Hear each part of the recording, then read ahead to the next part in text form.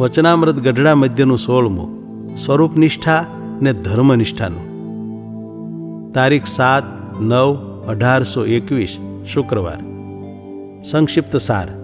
પહેલો, એકલી ધર્મનિષ્ઠા રાખીએ સ્વરૂપનિષ્ઠા મોડી પડી જાય, પણ સ્વરૂપનિષ્ઠા દ્રઢ હોય તો ધર્મનિષ્ઠા સહેજે જ રહે. સાર બીજો, શ્રીહરિએ બાંધેલ નિયમમાં ખબરદારપણે વર્તવું તે પંચ વિષય જીતવાનો ઉપાય છે. ત્રીજો, મંદ શ્રદ્ધાવાળા અનેક જન્મે ને તીવ્ર શ્રદ્ધાવાળા તત્કાળ પરમપદને પામે છે. સાર ચોથો, તીવ્ર શ્રદ્ધાવાન ભક્ત ભગવાનના દર્શન તથા કથા કીર્તન વગેરે ભગવાન સંબંધી ક્રિયા કરવા પોતાની દેહ ક્રિયા અતિશય ઝડપથી કરે, તેમજ મહારાજની આજ્ઞા પાળવામાં અતિ સાવધાન થકો વર્તે છે. પાંચમો, શ્રીહરિનું મહાત્મ્ય દ્રઢ કરવું તે શ્રદ્ધાને ઉત્પન્ન કરવાનો તથા શ્રદ્ધા વૃદ્ધિ પમાડવાનો ઉપાય છે. સ્વામિનારાયણ હરે, સ્વામિનારાયણ હરે. સંવત 1878ના ભાદરવા સુધી દશમીને દિવસ સ્વામી શ્રી સહજાનંદજી મહારાજ શ્રી ગઢડા મધ્ય દાદા ખાચરના દરબારમાં શ્રી વાસુદેવ નારાયણના મંદિર પાસે પાટ ઉપર વિરાજમાન હતા અને સર્વ શ્વેત વસ્ત્ર ધારણ કર્યા હતા અને પોતાના મુખારવિંદની આગળ મુનિમંડળ તથા દેશ દેશના હરિભક્તોની સભા ભરાઈને બેઠી હતી. પછી મુક્તાનંદ સ્વામીએ પ્રશ્ન પૂછ્યો છે, એક તો અર્જુનની પેઠે જે સ્વરૂપનિષ્ઠા અને બીજી યુધિષ્ઠિર રાજાની પેઠે જે ધર્મનિષ્ઠા, એ બે નિષ્ઠા છે. તેમાંથી જે સ્વરૂપનિષ્ઠાનું બળ રાખે તેને ધર્મનિષ્ઠા મોડી પડી જાય છે, અને જે ધર્મનિષ્ઠાનું બળ રાખે તેને સ્વરૂપનિષ્ઠા મોડી પડી જાય છે. માટે એવો શો ઉપાય છે જેણે કરીને એ બેમાંથી એકે નિષ્ઠા મોડી ન પડે? પછી શ્રીજી મહારાજ બોલ્યા છે, પૃથ્વીનો ને ધર્મનો શ્રીમદ ભાગવતના પ્રથમ સ્કંધને વિશે સંવાદ છે. તેમાં કહ્યું છે જે સત્ય શૌચાદિક જે કલ્યાણકારી એવા 39 ગુણ તેણે યુક્ત ભગવાનનું સ્વરૂપ છે. માટે સર્વે ધર્મ ભગવાનની મૂર્તિને આધારે રહે છે. તે સારું ભગવાનને ધર્મ ધુરંધર કહ્યા છે. અને વળી શ્રીમદ ભાગવતના પ્રથમ સ્કંધને વિશે સૌનકાદિક ઋષિએ સૂત પુરાણીને પૂછ્યું છે જે ધર્મના ભક્તરૂપ એવા જે શ્રીકૃષ્ણ ભગવાન તે અંતર ધ્યાન થયા પછી ધર્મ કેને શરણે રહ્યો? માટે ધર્મ તે ભગવાનની મૂર્તિને જ આશરે રહે છે. તે સારું જે ભગવાનની મૂર્તિને વિશે નિષ્ઠા રાખે તેને ભગવાનનું સ્વરૂપ હૃદયમાં રહે, એટલે તેના હૃદયમાં ધર્મ પણ રહે. માટે જે સ્વરૂપ નિષ્ઠા રાખે તેને ધર્મનિષ્ઠા સહેજે જ રહે, અને એકલી ધર્મનિષ્ઠા રાખે તો સ્વરૂપ નિષ્ઠા મોડી પડી જાય છે. તે કારણપણા માટે બુદ્ધિમાન હોય તેને સ્વરૂપ નિષ્ઠા જ દ્રઢ કરીને રાખવી તો તે ભેળી ધર્મનિષ્ઠા પણ દ્રઢપણે રહેશે. પછી મુક્તાનંદ સ્વામીએ બીજો પ્રશ્ન પૂછ્યો, જે પંચ વિષય જીતાય તે વૈરાગ્ય કરીને જીતાય છે કે કોઈ બીજો ઉપાય છે? પછી શ્રીજી મહારાજ બોલ્યા છે, વૈરાગ હોય અથવા ન હોય, પણ જો પરમેશ્વરે કહ્યા એવા જે નિયમ તેને વિશે ખબરદાર રહે તો પંચ વિષય જીતાય છે. અને જો શબ્દ થકી વૈરાગ્ય કરીને વૃત્તિ પાછી વાળે તો ઘણો પ્રયાસ કરે તો પણ શબ્દ સંભળાય ખરો, અને કાનને બીડી લે તો સહેજે શબ્દ સંભળાય નહીં. તેમજ અયોગ્ય પદાર્થને ત્વચાએ કરીને અડે નહીં તો સહેજે સ્પર્શ જીતાય. તેમજ અયોગ્ય વસ્તુ હોય તેને નેત્રે કરીને જુએ નહીં તો સહેજે રૂપ જીતાય.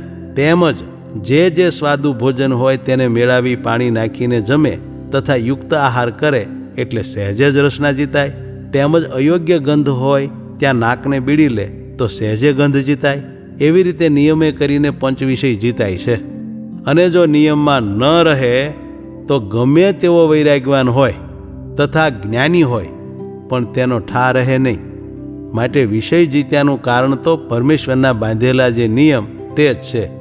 તેમાં પણ મંદ વૈરાગ્યવાળાને તો નિયમમાં રહેવું એ જ ઉગર્યાનો ઉપાય છે. જેમ માંદો હોય તે કરી પાળીને ઔષધ ખાય તો જ નિરોગી થાય.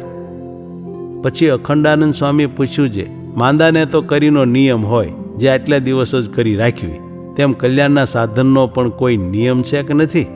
પછી શ્રીજી મહારાજ બોલ્યા છે, જેને શ્રદ્ધામંદ હોય તેને તો ઘણેક જન્મે કરીને સાધનની સમાપ્તિ થાય છે. તે ભગવદ્ ગીતામાં કહ્યું છે જે અનેક જન્મ સંસિદ્ધસ તતો યાતિ પરામ ગતિમ. એ શ્લોકમાં એમ કહ્યું છે જે અનેક જન્મે કરીને સંસિદ્ધ થયો જે યોગી તે જે તે પરમપદને પામે છે. એ મંદ શ્રદ્ધાવાળાનો પક્ષ છે. અને જેને બળવાન શ્રદ્ધા હોય તે તો તત્કાળ સિદ્ધ થાય છે. તે પણ ગીતામાં કહ્યું છે, શ્રદ્ધાવાન લભતે જ્ઞાનમ તત્પર સંયતેન્દ્રિય જ્ઞાનમ લબ્ધવા પરામ શાંતિ મચિરેણાધિગચ્છતિ. એ શ્લોકનો એમ અર્થ છે જે નિયમમાં છે ઇન્દ્રિયો જેના, ને શ્રદ્ધાવાન એવો જે પુરુષ તે જ્ઞાનને પામે છે, ને જ્ઞાનને પામીને તત્કાળ પરમપદને પામે છે. માટે જે અતિશય શ્રદ્ધાવાન હોય તેને વહેલી સાધનની સમાપ્તિ થાય છે. અને જેને મંદ શ્રદ્ધા હોય તેને તો અનેક જન્મે કરીને સાધનની સમાપ્તિ થાય છે. જેમ કોઈ પુરુષ કાશીએ જતો હોય ને તે આખા દિવસમાં 2 ડગલા ચાલતો હોય તેને કાશીએ જતા બહુ દિવસ લાગે, અને જે 20 ગાંવ ચાલવા માંડે તે તો અહીંથી કાશીએ થોડાક દિવસમાં પહોંચે. તેમ જેને શ્રદ્ધા બળવાન છે તે તો હમણાં તરત સત્સંગી થયો હોય તો પણ અતિશય સરસ થઈ જાય છે. અને જેને શ્રદ્ધા મંદ હોય તે તો ઘણા કાળથી આ સત્સંગી થયો હોય તોય પણ લોચો પોચો રહે છે. પછી શ્રી ગુરુચરણ રતાનંદ સ્વામીએ પૂછ્યું છે, જ્યારે મંદ શ્રદ્ધાવાળાનું અનેક જન્મે કલ્યાણ થાય ત્યારે ત્યાં સુધી તે ક્યાં રહેતો હશે? પછી શ્રીજી મહારાજ બોલ્યા છે, સુંદર દેવલોક હોય ત્યાં જઈને તે રહે છે. અને જ્યારે એ ભગવાનનું ધ્યાન કરતો ત્યારે એ ભક્ત ભગવાન સામું જોતો, ત્યારે ભગવાન પણ તે ભક્ત સામું જોતા. પછી ભગવાનનું ધ્યાન કરતા થકા જે વિષયનું એણે ચિંતન કર્યું હતું અને જે વિષયમાં એ ભક્તને હેત હતું તે ભગવાન સર્વે નજરે જોઈને અને એ દેહ મૂકે ત્યારે એને જેવા ભોગ વાલા છે તેવા ભોગ જે લોકમાં છે તે લોકમાં એ ભક્તને પહોંચાડે છે. અને કાળને એમ આજ્ઞા કરે છે જે એ ભક્તના ભોગને તું ખંડન કરીશમાં. માટે તે નિરંતર દેવલોકમાં રહ્યો થકો ભોગને ભોગવે છે. પછી મૃત્યુલોકમાં આવીને અનેક જન્મે કરીને મોક્ષને પામે છે. પછી અખંડાનંદ સ્વામીએ બીજો પ્રશ્ન પૂછ્યો છે, તીવ્ર શ્રદ્ધાવાન પુરુષના શા લક્ષણ છે? પછી શ્રીજી મહારાજ બોલ્યા છે, જેને તીવ્ર શ્રદ્ધા હોય તેને જ્યારે ભગવાનને દર્શને આવવું હોય અથવા ભગવત કથા વાર્તા સાંભળવી હોય તથા ભગવાનની માનસી પૂજા કરવી હોય ઇત્યાદિ જે ભગવાન સંબંધી ક્રિયા તેને કર્યા સારું. સ્નાનાદિક જે પોતાની દેહ ક્રિયા તેને અતિશય ઉતાવળો થઈને કરે. અને કાગળ લખીને અમે કોઈક વર્તમાન ફેરવ્યું હોય તો તેને કરવાને અર્થે પણ આકળો થઈ જાય. અને મોટો માણસ હોય તો પણ ભગવાનના દર્શન સારું બાળકની પેઠે આકળાઈ કરવા માંડે. એવા જેના લક્ષણ હોય તેને તીવ્ર શ્રદ્ધાવાન જાણવો. અને જે એવી શ્રદ્ધાવાળો હોય તે સર્વે ઇન્દ્રિયોને પણ તત્કાળ વશ કરે છે.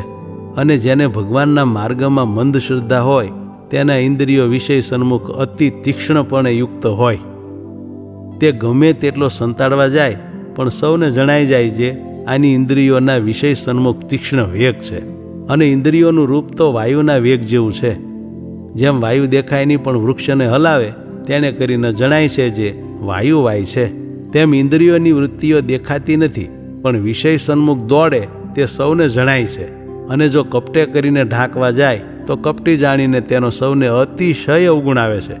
માટે જેના ઇન્દ્રિયોમાં વિષય ભોગવાની તીક્ષ્ણતા હોય તે કોઈ પ્રકારે છાની રહે નહીં. પછી મુક્તાનંદ સ્વામીએ પૂછ્યું છે, વિષય સન્મુખ ઇન્દ્રિયોની જે તીક્ષ્ણતા તેને ટાળ્યાનો શો ઉપાય છે? પછી શ્રીજી મહારાજ બોલ્યા છે, ઇન્દ્રિયોની તીક્ષ્ણતાને ટાળ્યાનો એ જ ઉપાય છે જે પરમેશ્વરે ત્યાગીના અને ગૃહસ્થના જે નિયમ બાંધ્યા છે તેમાં સર્વે ઇન્દ્રિયોને મરડીને રાખે તો સહેજે જ ઇન્દ્રિયોની તીક્ષ્ણતા મટી જાય. અને શ્રોત્ર, ત્વક, ચક્ષુ, રસના અને ઘ્રાણ એ 5 ઇન્દ્રિયોને જ્યારે કુમાર્ગમાં ન જવા દે ત્યારે ઇન્દ્રિયોના આહાર શુદ્ધ થાય છે.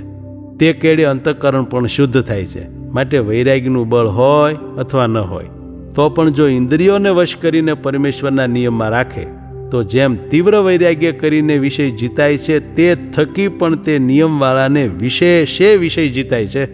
માટે પરમેશ્વરના બાંધેલ જે નિયમ છે તેને જ અતિ દ્રઢ કરીને રાખવા.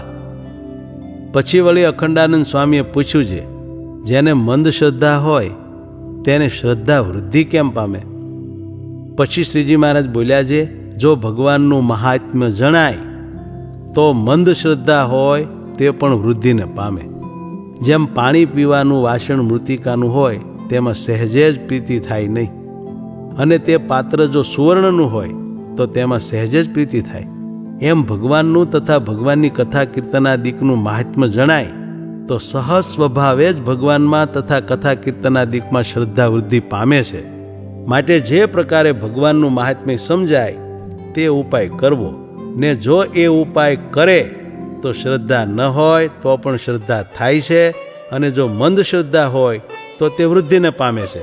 ઇતિ વચનામૃતમ ગઢડા મધ્યનું 16મું વચનામૃત થયું.